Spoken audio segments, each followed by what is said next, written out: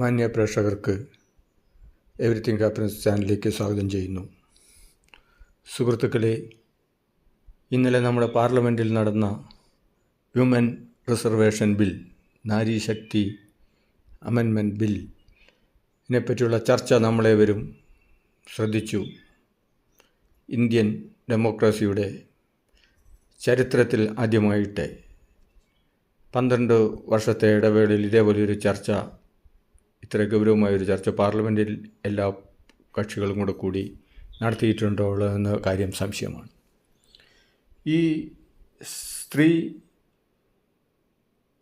സംവരണ ബില്ലും women reservation ബില്ലും അതേപോലെ മണ്ഡല പുനർനിർണയ ബില്ലും കൂടെ യോജിപ്പിച്ചുകൊണ്ട് ഭരിക്കുന്ന ഗവൺമെൻറ് BJP ഗവൺമെൻറ് പുതിയ വനിതാ സംവരണ ബിൽ കൊണ്ടുവരാനാണ് ഇന്നലെ പാർലമെൻറ്റിൽ എല്ലാവരും കൂടെ യോഗം ചേർന്ന് 3/2 ഭൂരിപക്ഷത്തോടെ അതിലും പാസ്സാക്കാൻ വേണ്ടിയായിരുന്നു ഇന്നലെ പാർലമെൻറ്റ് സമ്മേളനത്തിൽ നമ്മൾ വോട്ടെടുപ്പ് കണ്ടത്.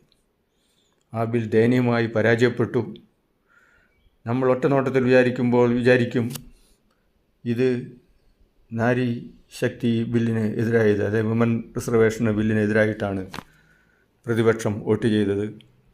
അങ്ങനെ പ്രചരിപ്പിക്കാൻ വേണ്ടി ഗവൺമെൻറ് ഇപ്പോൾ ഓൾ ഇന്ത്യ തലത്തിൽ പ്രക്ഷോഭങ്ങളും മറ്റ് പ്രതിഷേധ പരിപാടികളും നടത്തിക്കൊണ്ടിരിക്കുകയാണ്.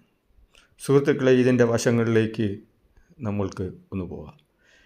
എന്താണ് ഈ മണ്ഡൽ പുനർനിർണയ ബിൽ? മണ്ഡല പുനർനിർണയ ബിൽ അല്ലെങ്കിൽ ഈ അസംബ്ലി മണ്ഡലങ്ങൾ പുനർനിർണയിക്കുന്ന ഈ ബില്ല് ഈ വിമൻ റിസർവേഷൻ ബില്ലും തമ്മിൽ ബന്ധിപ്പിച്ചിട്ട് അത് ഈ ജനാധിപത്യത്തിന് തുരങ്കം വെക്കുന്ന ഒരു പരിപാടി പ്രതിപക്ഷങ്ങളുടെ ഐക്യം കൊണ്ട് പാർലമെൻറ്റിൽ തകർന്നടിയുന്നതായിട്ടാണ് കണ്ടത്.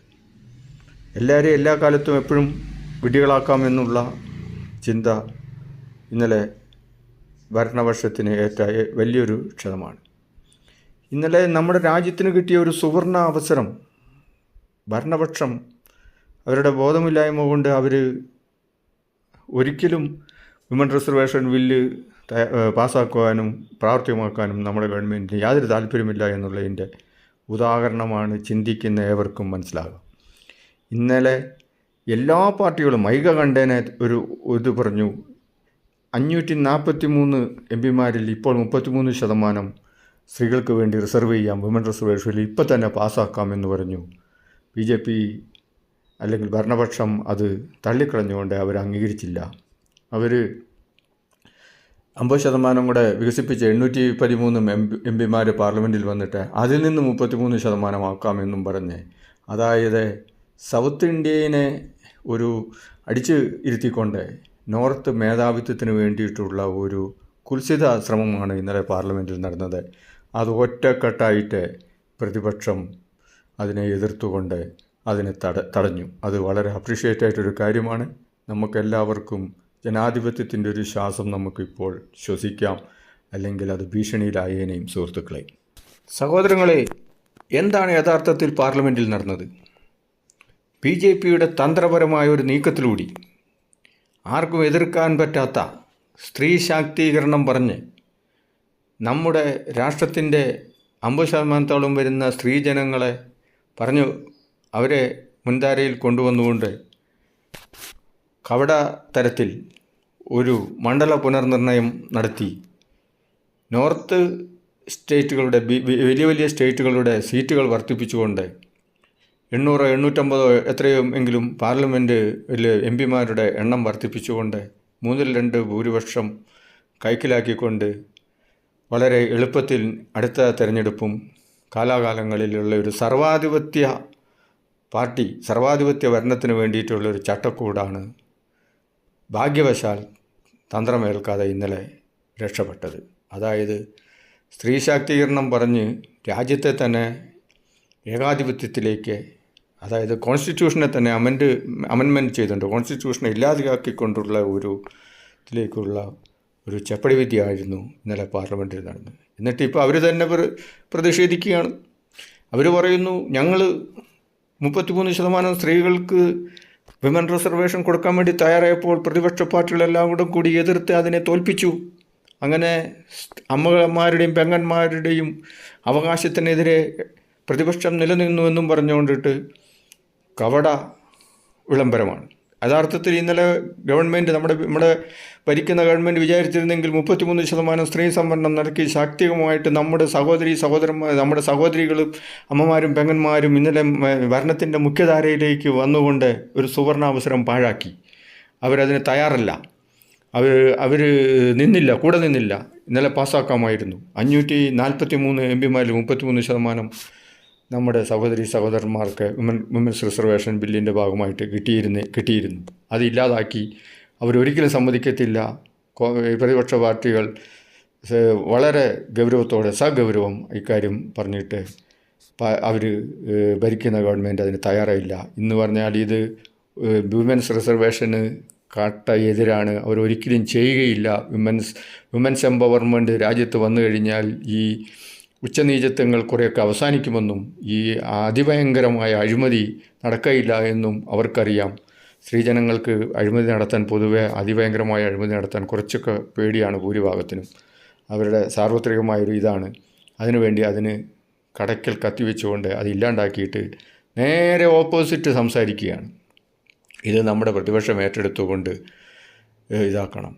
അപ്പോൾ ഇനി നമുക്ക് ഇതിൻ്റെ മെയിൻ കാര്യത്തിലേക്ക് വരാം. എന്താണ് ഈ മണ്ഡല പുനർനിർണ്ണയം? മണ്ഡല പുനർനിർണ്ണയം എന്ന് പറഞ്ഞു കഴിഞ്ഞാൽ ഭരിക്കുന്ന ഗവൺമെൻറ് അല്ലെങ്കിൽ ഭരിക്കുന്ന ഗവൺമെൻറ്റിന് ഇഷ്ടമില്ലാത്ത മണ്ഡലങ്ങൾ വൃത്തത്തിലോ നീളത്തിലോ ചതുരത്തിലോ ഒക്കെ വെട്ടിമുറിച്ച് തരംതിരിച്ച് അവരുടെ പാർട്ടി ജയിച്ച് കയറി വരാൻ വേണ്ട വിധത്തിലുള്ള, ചുരുക്കി പറഞ്ഞു കഴിഞ്ഞാൽ ഇഷ്ടമില്ലാത്ത ന്യൂനപക്ഷങ്ങളെയോ അല്ലെങ്കിൽ വിഭാഗത്തിനെയോ വിഭജിച്ചുകൊണ്ട് സ്വന്തം സ്വാർത്ഥ താല്പര്യങ്ങൾക്ക് വേണ്ടിയിട്ട് വരുത്തുവാനുള്ള ഒരു പദ്ധതിയാണ്. അത് കോടതിയിൽ പോലും ചോദ്യം ചെയ്യാതെ ആ ഒരു കമ്മീഷനെ വെച്ചുകൊണ്ട്, ഇഷ്ടമുള്ള ആളുകളെ കമ്മീഷനെ വെച്ചുകൊണ്ടിട്ടുള്ള ഒരു പരിപാടിയാണ് BJP തത്വത്തിൽ ആവിഷ്കരിച്ചത്. ഈ അപകടം എന്തായാലും മണത്തറിഞ്ഞു. ഈ അപകടം പ്രതിപക്ഷ പാർട്ടികൾ മണത്തറിഞ്ഞു. പറഞ്ഞത് മറ്റുള്ളവരെല്ലാവരും കേട്ടു. എസ്പെഷ്യലി നമ്മൾ താങ്ക് യു ചെയ്യേണ്ടത് നമ്മുടെ നോർത്തേൺ പാർട്ടികളായിട്ടുള്ള മുലായം സിംഗ് യാദവും അഖിലേഷ് യാദവും അതേപോലെ സ്റ്റാലിനും DMK ഒക്കെ വളരെ ശക്തമായിട്ട്, കോൺഗ്രസും എല്ലാവരും തന്നെ കൂട്ടുനിന്നുകൊണ്ട്, അവർക്കും അറിയാം ഇങ്ങനെ ഒരു ബില്ല് പാസ്സായി ഇത് വന്നു കഴിഞ്ഞാൽ പിന്നെ ജനാധിപത്യം തന്നെ ഉണ്ടാവില്ല, കോൺസ്റ്റിറ്റ്യൂഷനും അമെൻഡ് ചെയ്യും, രാജ്യം മുഴുവനും ഒരു സർവാധിപത്യത്തിലേക്ക് പോകുമെന്ന് മനസ്സിലാക്കിക്കൊണ്ട് ഒറ്റക്കെട്ടായി നിന്ന് സശ്രദ്ധമാ ബില്ല് പാർലമെൻറ്റിൽ തോൽപ്പിച്ചു കളഞ്ഞു. 3-2 ഭൂരിപക്ഷത്തോടെ ജയിക്കാൻ പറ്റിയില്ല. പ്രതിപക്ഷം വിചാരിച്ചാലും കൂടുതൽ വോട്ടുകൾ കൊണ്ട് ഭരണപക്ഷത്തിനേറ്റ ഭയങ്കരമായ ഒരു അടിയാണ്. ഇത് BJPയുടെ ഒരു പതനത്തിൻ്റെ തുടക്കമായിട്ട് വേണേൽ നമുക്ക് കണക്കാക്കാം. അസത്യങ്ങളും സത്യമില്ലായ്മയും പറഞ്ഞ് രാജ്യത്തെ ജാതി മത വർഗ ഇതായി വിഭജിച്ചുകൊണ്ട്, അല്ലെങ്കിൽ അങ്ങനെയുള്ള പാർട്ടികൾക്ക് ശാശ്വതകാലം തുടരാൻ പറ്റുകയില്ല എന്നുള്ളതിന് ഉള്ളൊരു ഉദാഹരണം കൂടിയാണ് നമ്മൾ കണ്ടത്. സുഹൃത്തുക്കളെ, ഇങ്ങനെ ഈ മാതിരിയുള്ള അധികാര കേന്ദ്രീകരണം നമുക്കറിയാം. നമ്മുടെ രാജ്യത്തെ എത്ര ലക്ഷം കോടി രൂപയാണ് കോർപ്പറേറ്റുകളുടെയും മറ്റുള്ളവരുടേതൊക്കെ എഴുതി തള്ളിയിട്ട് പാവങ്ങൾക്ക് എന്തെങ്കിലും കിട്ടുന്നുണ്ടോ?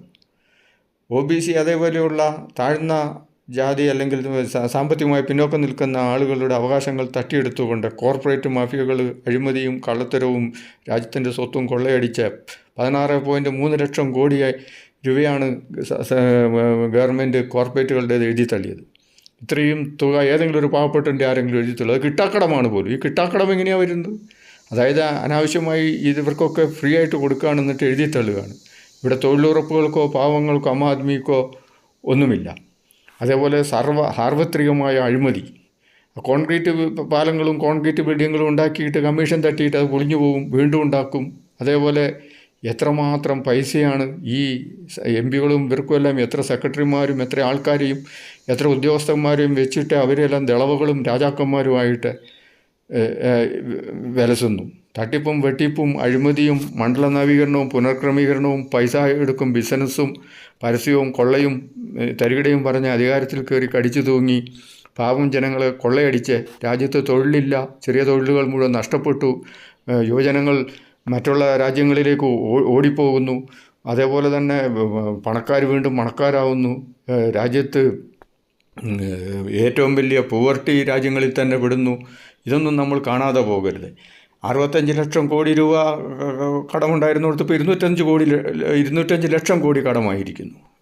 ഇങ്ങനെയുള്ള വികസനം ഇതെന്ത് വികസനമാണ്? ഇതെന്ത് ശക്തിയാണ്? നമ്മുടെ വികസിച്ചു എന്ന് പറയുന്നത് കടം മേടിച്ചിട്ട് കമ്മീഷൻ അടിച്ചു കഴിഞ്ഞാൽ വികസനം ഉണ്ടാകുമോ? സുഹൃത്തുക്കളെ, അതേപോലെ കോടതികളെയും നമ്മളുടെ ഭരണഘടനാ സ്ഥാപനങ്ങളെയും മുഴുവനും രാഷ്ട്രീയവൽക്കരിച്ച് ജനാധിപത്യത്തെ തന്നെ അവിടത്തിലാക്കുന്ന ഈ സ്ഥിതിവിശേഷം കണ്ടറിഞ്ഞുകൊണ്ട് നമ്മുടെ പ്രതിപക്ഷ പാർട്ടികളും ജനങ്ങളും ഒത്തൊരുമിച്ചുകൊണ്ട് ജനങ്ങൾക്ക് നമുക്കൊന്ന് ശ്വസിക്കാം. ജനാധിപത്യം ഇന്ത്യയിൽ തകർന്നിട്ടില്ല, ഇതൊരു തുടക്കം മാത്രമാണ്.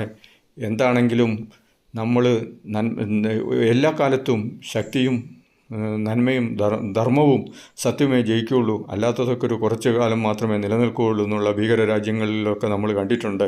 ഏകാധിപതികളും ഹിറ്റ്ലറും മുസോളിനിയും ജോസഫ് സ്റ്റാലിൻ്റെയും ഒക്കെ നമ്മൾ കഥകളും എല്ലാം കണ്ടിട്ടുണ്ട്. എന്തായാലും നല്ലൊരു തുടക്കമാണ്. സ്ത്രീകൾക്ക് എന്തുകൊണ്ട് ഈ വിമൻസ് റിസർവേഷൻ ബില്ല് അത്യാവശ്യമായി പാസ്സാക്കി ഈ 543-ൽ 33% കൊടുക്കേണ്ടതാണ്. അത് പറ്റിയല്ല, അത് കൊടുക്കുകയില്ല. അപ്പോൾ നടക്കുന്ന കാര്യമില്ല, വെറുതെ വാഗ്ദാനങ്ങൾ നൽകി പറ്റിക്കുന്നതാണ് ഇതിൻ്റെ പുറകിലുള്ള ചട്ടക്കൂട്. എന്തായാലും നമ്മുടെ പ്രതിപക്ഷത്തിനെ നമ്മൾ അഭിനന്ദിക്കേണ്ടിയിരിക്കുന്നു. പാർലമെൻറ്റിൽ നല്ലതായൊരു ചർച്ച നടന്നു. യഥാർത്ഥ കാര്യങ്ങൾ വസ്തുതാപരമായിട്ട് അവതരിപ്പിച്ചുകൊണ്ട് BJP ഒരു വെട്ടിൽ വീണുപോയി. BJP ഗവൺമെൻറ്റിന് പറ്റിയത് എന്താണെന്ന് വെച്ച് കഴിഞ്ഞാൽ നോർത്ത് ആൾക്കാരൊക്കെ കാലുമാറി ഏതെങ്കിലും കക്ഷി കൂടെ പോരുമെന്നാണ് വിചാരിച്ചിരുന്നത്. അത് നടന്നില്ല. അവർക്ക് അവരുടെ